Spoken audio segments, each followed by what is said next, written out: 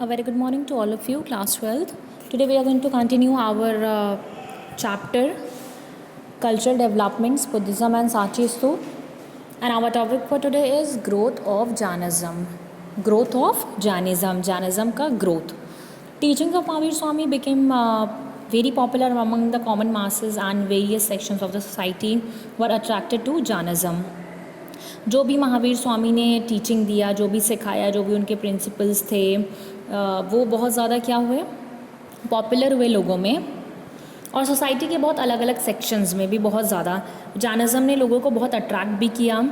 Soon this religion spread to various parts of India. और बाद में ये क्या हो गया, ये जल्दी मतलब काफ़ी ये रिलीजन जो है इंडिया के पार्ट्स में फैल गया. According to Jain tradition, both Bimbisara and Ajatashatru rules of Magadha were followers of Jainism.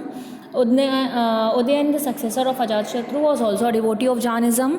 Chandragupta Maurya too was follower of Jainism. ये सारे ही लोग बिंदुसार, अजातशत्रु और उदयन एंड चंद्रगुप्त मौर्य सारे जो है जैनिज्म के फॉलोअर बन गए. He migrated with Bhadrabahu to the south and propagated Jainism there. Mathura and Ujjain had turned to be the great centers of Jainism during the 1st century AD. Jainism spread in Kaling और Orissa during the 4th century BC. धीरे धीरे मतलब लोग इस Jainism के followers जो है बढ़ते गए, इसको लोग फॉलो करते गए और ये अलग अलग प्लेसेस में स्प्रेड होता गया, फैलता गया. ठीक है. King Kharavela of Kalinga defeated the rulers of Andhra and Magadha patronized Jainism during the period of 1st century BC. During the 2nd and the 1st century BC, Jainism entered the southern part of Tamil Nadu also. Jainism registered a good growth in the south during the period 500 AD, 1200 AD. Many royal dynasties of the south, such as the Ganga, the Kadams, the Chalukya and Rajput, patronized Jainism. These areas even now have a good number of Jains who are mainly engaged in trade and commerce. So here we find such so big names and places where Jainism spreads so fast. बहुत सारे ऐसी जगह थी, बहुत सारे ऐसे बड़े बड़े किंग्स थे, हमारे रूलर्स थे जिन्होंने जैनिज्म को फॉलो किया. Split in Jainism, Shvetambars and the Digambars. अब हमने यहाँ पे देखा कि जैनिज्म जो है काफ़ी ज़्यादा स्प्रेड हो गया, बहुत जगह पे फैल गया, बट यहाँ पे उसमें स्प्लिट आया. स्प्लिट मतलब बाद में जैनिज्म का डिवीजन हो गया. Jain Sangha remained one and united for a long time after Mahavir Swami passed away. Mahavir Swami के डेथ के बाद भी जो है ये एक लंबे टाइम तक यूनाइटेड रहा, एक रहा. But during the period around 300 BC के आसपास इट गॉट स्प्लिट. ये डिवाइड हो गया, बढ़ गया into the Shvetambars and the Digambars. ये बढ़ गया किन में, श्वेतांबर और दिगंबर में. The Digambars discard garments but the Shvetambars wear white garments. Digambar जो है वो उन्होंने डिस्कार्ड किया गारमेंट्स को, बट जो हमारे श्वेतांबर्स थे उन्होंने क्या पहने, उन्होंने वाइट गारमेंट्स पहने. डिस्कार्ड मतलब छोड़ दिया, मतलब अलग कर दिया, या मतलब क्या जो उस चीज़ को, किसी चीज़ को रिमूव कर देना, हटा देना, या नहीं मानना, not acceptable kind of word. ठीक है. सो जैनिज्म का यहाँ पे स्प्लिट हो गया. कॉन्ट्रीब्यूशन ऑफ जैनिज्म, क्या कॉन्ट्रीब्यूशन था. Although jainism remain limited to a small area and could not become a country wide popular religion, it influenced the social, religious, cultural and political aspects of India in many ways. Even today it is an important religion of India. ठीक है. Jainism जो क्या हुआ, बाद में limited ही रह गया to a small area and could not become a country wide popular religion. उस तरीके का उस लेवल पर नहीं पहुंच पाया कि पूरे कंट्री में हो, फैला ज़रूर कुछ कुछ प्लेसेस पे, पार्ट्स में. इसने क्या क्या इन्फ्लुएंस किया, सोशल, रिलीजियस, कल्चरल और पॉलिटिकल एस्पेक्ट को इंडिया के. ठीक है. क्या कॉन्ट्रीब्यूशन है जैनिज्म का. In social field the greatest contribution of Jainism was to weaken the bonds of casteism and the notion of high and low. Consequently, the spirit of brotherhood developed in the society and the people of lower caste got an opportunity of living honorably. Another great contribution of Jainism in social field is its theory of non-violence.